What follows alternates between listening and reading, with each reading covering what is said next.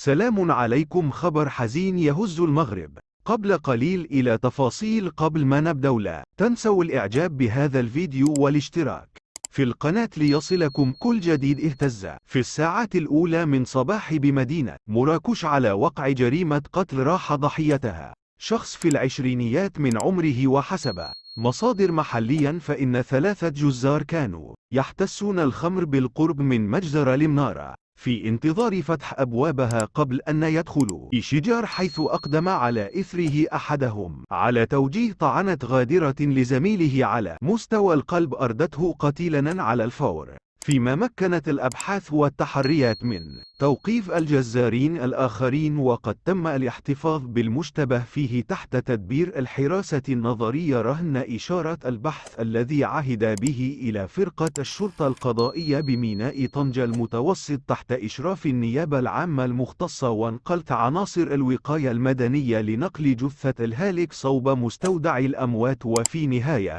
نشكركم على حسن المتابعة.